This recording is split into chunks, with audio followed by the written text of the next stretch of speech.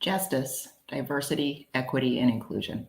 A lot of organizations have recentered DEI or JEDI within their organizations and in their work in different ways since 2020. Some simply because it's the right thing to do, and others inspired by the evidence that shows that diverse organizations make better decisions. Today, we're going to be talking about DEI and why it is so crucial in not-for-profit and mission-based organizations. Please join us for the next half hour as we talk about DEI and why it's so crucial. Hello, everybody, and welcome back to Coffee Time with Masterminds. My name is Peta Blakely, and I'm the founder and principal of Blakely Consulting.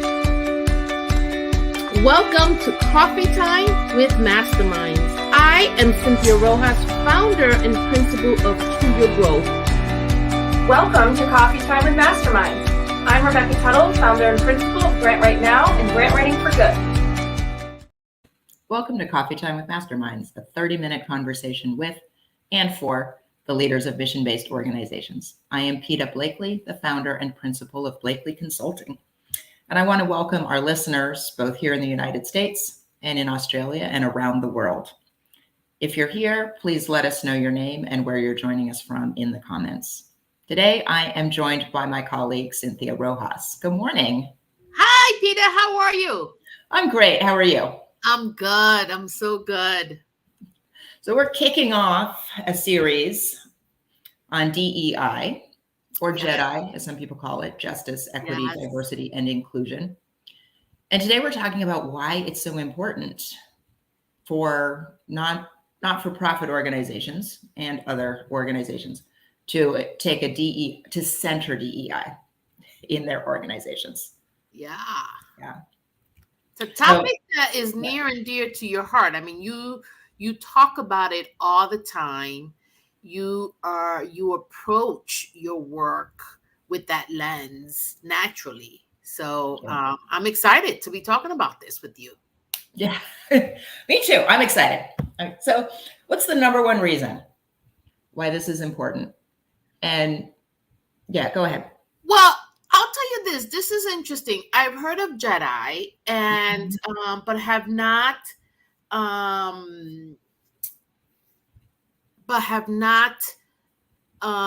really understood what it meant until you mentioned it now. And so I'm thinking, as I heard the intro, you could have DE&I and not have justice. Right. and so I'm thinking, maybe we start there. Yes. Like, why the justice? Why do we have to include that in the trio? What was missing? Can you tell our listeners? Yeah. So, I mean, I think we've been adding letters, right, to this acronym over the last few years, and we started just with diversity.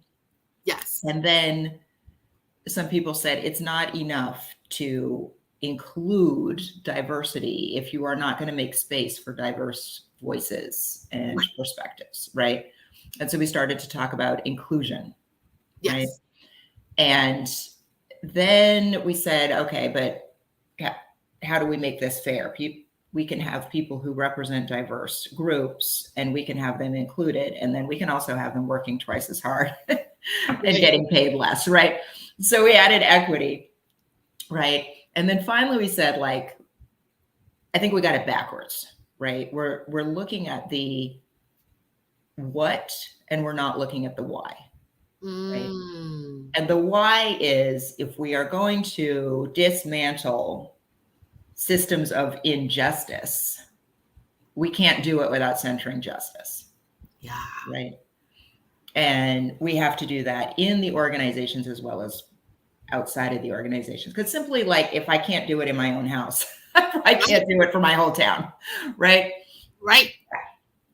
And I know organizations that started their journey with the external world and did not start it internally. And there, we could debate that to the day is long. Yeah. And so, but there are pros and cons to starting that approach in either direction.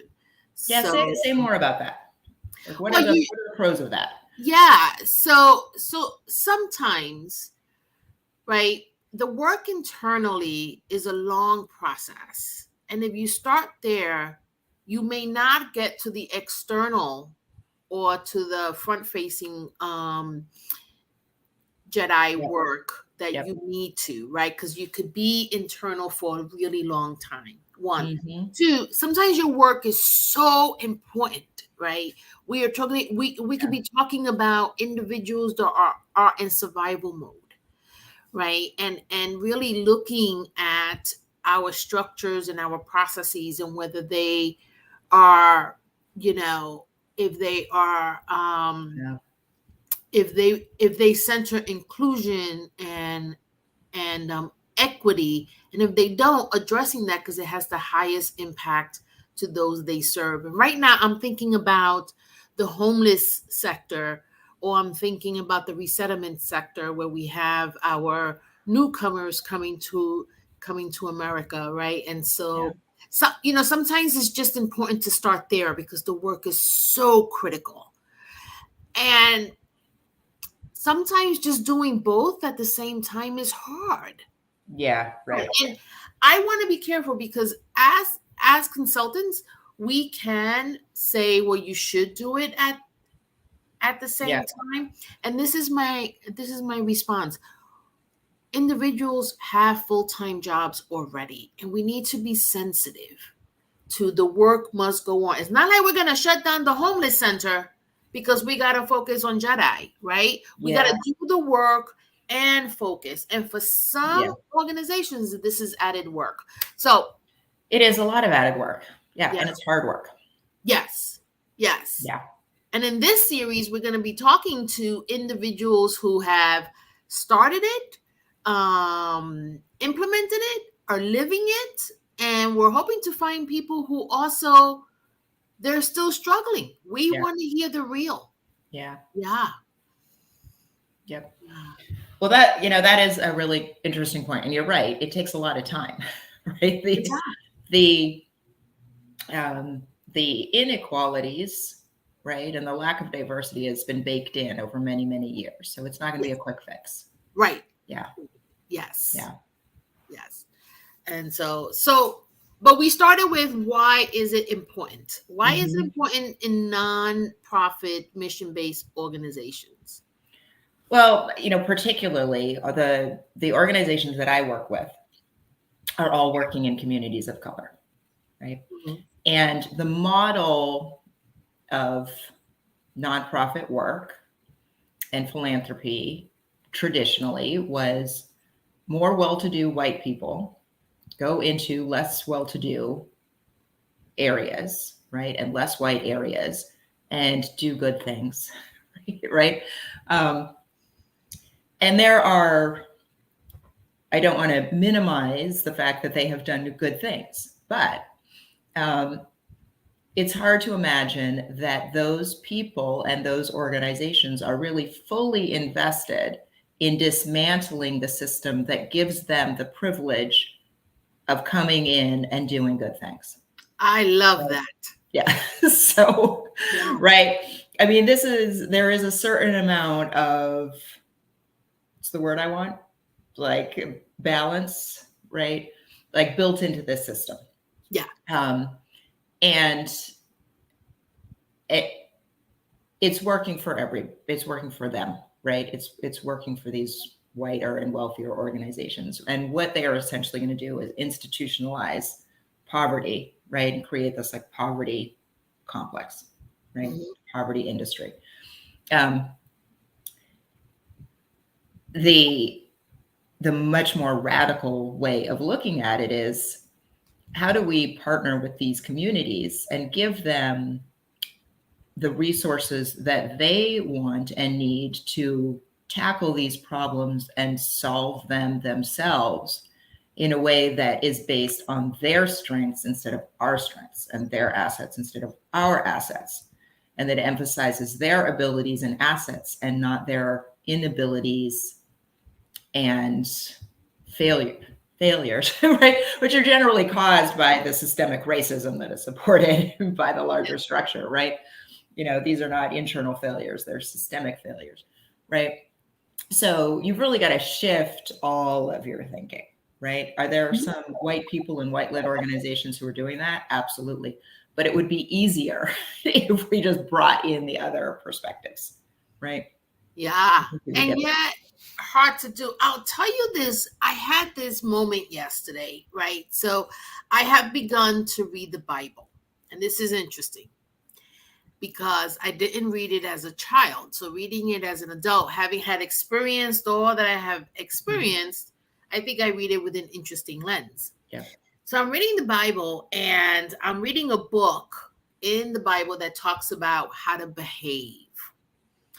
And there's a lot of talk, a lot about serving the poor.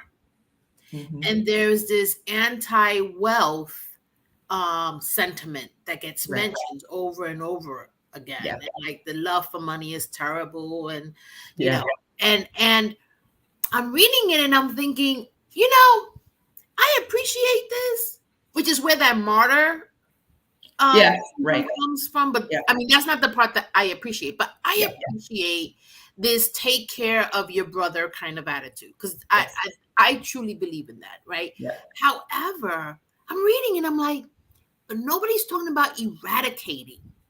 Right. Nobody's just saying just solve the problem. Right. No one. There's this assumption that poverty will always exist and there will always be somebody poor for you to minister to. Yeah. And I was perturbed by that. I was like, wow, James, let's start getting rid of poverty. Why am I reading about how to serve the poor, which is okay? And I appreciate that. But at the same time, for my life's work, I'm trying to get rid of these problems, not just help serve those that are in the situation or are experiencing the situation. Yeah. So this is embedded. It's embedded like when we grow up, and for those who grew up reading a Christian Bible, and so I say that specifically because I don't know the other religions, but it's in our minds that we do this because we're supposed to. I was actually talking to an organization that serves an undocumented population. There's a lot of political views about that, and the board of directors all white, and it started through a religious sector. And so I asked the executive director, I said, well, why have you not been able, not that it's her fault, but why have you not been able to diversify the board? She goes, oh, they won't have it. It's all about religion and religious values and all this stuff and all that. And so, aren't people of color also religious? Right. Oh, yeah. And they don't talk about as much that they're serving the undocumented.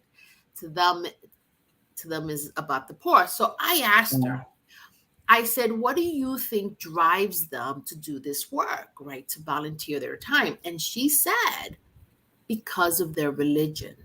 Yeah. They are told to do it. And I thought, again, they feel good. They're doing good. They're kind of like not dealing with reality. They don't want to have a conversation about the fact that they're serving the undocumented, which creates tension with their political views. Right. But they're doing it because it's almost like the task you have to do to get to heaven. And that's not going to get you to Jedi. No. Might get you into heaven, but it's not going to get you justice. It's not get you into heaven. But we're talking about being here now, right? Yeah, right. And so we could help those in the situation, or we could dismantle and get rid of the problem. We should do another show on, religious and philosophical views. Yes. And how we approach poverty, because it's maybe the fact that I'm a secular humanist that makes me think like, no, I just have to solve this right now. There's no nobody else is going to do it. Yeah. Which is not a bad thing. Which is not a bad thing. So yeah. So I already forgot the first point that you made, but good point. Me too. Me too. I think it was who is being served, right? Right. Are you really served by dismantling these systems when the people doing the work are not also experiencing those systems, right? Are not experiencing those disadvantages, right? If the board was entirely undocumented immigrants, they would probably propose a different use of the organization's resources. Oh yeah. Oh my God, we could so play this out, right? Like we could think about what might it be, although we're not the right people, you and I, but just like what might it look like if everyone on the board was undocumented? Yeah. Right. And so first of all, it'll pain you to know they don't have anything in Spanish. And they let's be clear, they are serving primarily Spanish speaking undocumented. They do have some Middle Eastern individuals, and there's nothing in any of the Middle Eastern languages. That's the first thing. Yeah. Right? That's gonna go. Yeah. And we missed that point. Have you heard that expression? Nothing about us without us is for us. Yes. Yeah. Right. So this is definitely about and without. Yeah. Yes. So this is why it is important to include people, right? Individuals. But the other, I think the second point that you were going to make, I loved in the 90s, I was a product of an effort to diversify. And it was very interesting because I was working at an organization led by a male who much of their leadership was males. And I got promoted. And so I am this woman in this like male dominated industry. And it was really interesting because as I reflect, one of the things that I was very happy about is in the 90s, we talked about breaking the glass ceiling, right? And I always had in my mind that if I can work my way up, I'm bringing my people with me, right? So my goal was to break through so I can bring others with me. But I had no say at that table. I was never asked for my opinion. Right. And I was able to inspire people to their own leadership, but I couldn't get them to that table. Right. And if I did, it wouldn't matter because it wasn't like anybody was asking us for our anyway. Right. Yeah, you've got to listen differently, right? It's going to be very challenging when you invite somebody to your table and their job is to make you uncomfortable, right? Their job is to challenge the ways you've always worked, right? And to make you feel uncomfortable. It's going to take a lot of work to listen to that and receive it, right? And that was the failure of all those early. I'm not going to say early. That's the failure of some current diversity initiatives, right? So there is a big difference between the D, the E, and the I, and now we're centering it around justice. There is another acronym, IDEA. It starts with inclusion, diversity, equity, and I don't know what the A is. All right, somebody let us know in the comments, please. Maybe it's access, maybe? Oh, or accessibility. Okay, somebody let us know in the comments, please. What the A in IDEA stands for. But I love it because language is important, right? What we say is how we think, and how we think is how we behave. So what's the third thing? The third reason why this is. The third reason is so I was in a situation recently where we're gathering some information from young people, and one of the young people was expressing a concern. These are young people of color, and she was expressing a concern about her transition to adulthood that had to do with her culture and some traditions that are more prevalent in her culture. And it was so nice, and all of the adults in the room are also people of color. It was so nice after this session that one of the adults said, "Oh yeah, that is an important consideration in our culture," right? Not their culture or that culture, right? So a few things, like one, we hear it differently. Like we understand what this young person is talking about and we believe it. It's real, right? We don't interpret that as just her having a terrible mother or something like that, right? We interpret it in the context of the values and priorities and challenges that might influence this cultural practice, right? And accept that that's not the problem to solve, but we need to take responsibility for designing our program in a way that is sensitive to that. Yes. Right? That's going to make the program a whole lot better, right? The fact that we took on that problem. We accepted that it's real, right? We get it. We understand it. We don't pathologize it, right? And we get how that implies a certain level of urgency about the program that we're developing. We're just going to make much better choices, right? It was so nice to hear that, our culture. Right? Yeah. That is huge. And it's really subtle, right? Until you're in those rooms, you don't know. So if you haven't got the Jedi perspective, if you haven't already baked it in, you're missing all of these advantages that you can't really know, right? And that honestly, probably the rest of the room didn't even notice, didn't realize, right, how important that was. Yeah. But it's going to lead to just a much better program, right? Better design, better decisions, better thinking, appropriate focus. So, and this is why, like, nothing about us without us, right? Yeah. You cannot make good choices for a group when you are othering that group. Right. Yeah. Right. Yeah. Or not understanding. Yeah. So not understanding.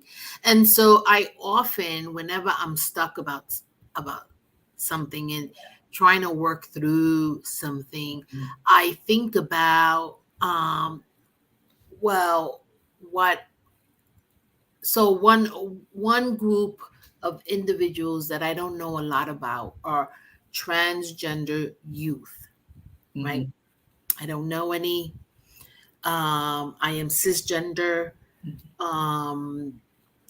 and so I can be sensitive around people's lack of knowledge, about people wanting to learn and not know where to start. I can be sensitive when I think about, wow, if I needed to start learning about what that journey is like, or what those experiences are like, I wouldn't know where to be. Well, I would talk to people, but you know what I mean. Right. Yeah. Right. It's hard to figure out where to begin. Right. And I wouldn't even know where to look because they're not part of my network. Right. So it takes some thinking. So I can be sensitive around individuals who've maybe not thought about their privilege. So I don't think about mine sometimes. Yeah. Right. And so I think learning together is the best route to go. Yeah. Right. And so allowing yourself to be humble and vulnerable in your learning. That's tough. So it is. And I want to highlight too here that we're a lot of DEI, we think of like race, ethnicity, and gender. Increasingly, organizations are focused on lived experience. And that is hugely important and matters.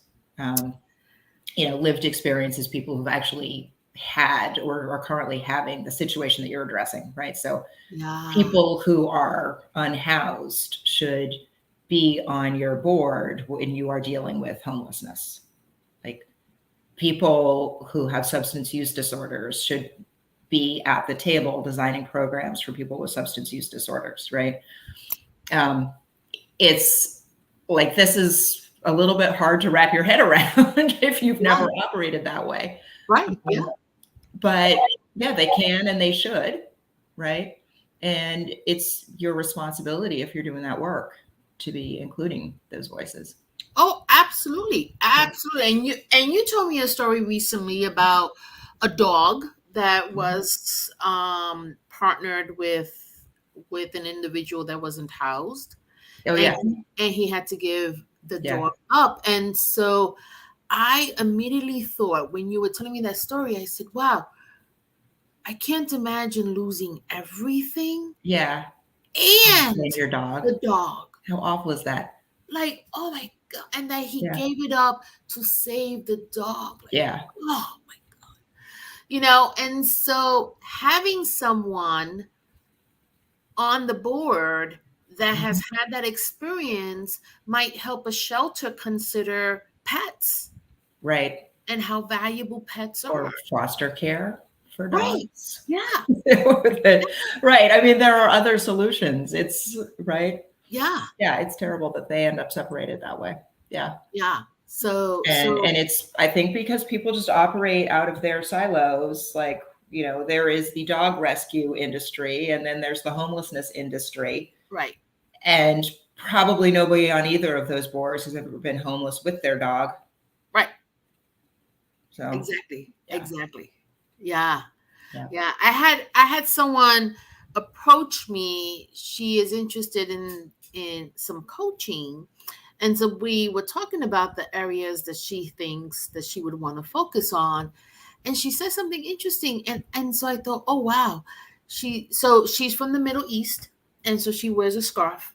Mm-hmm. And she is a people person. She likes to talk to people. And she has no problem going to networking events.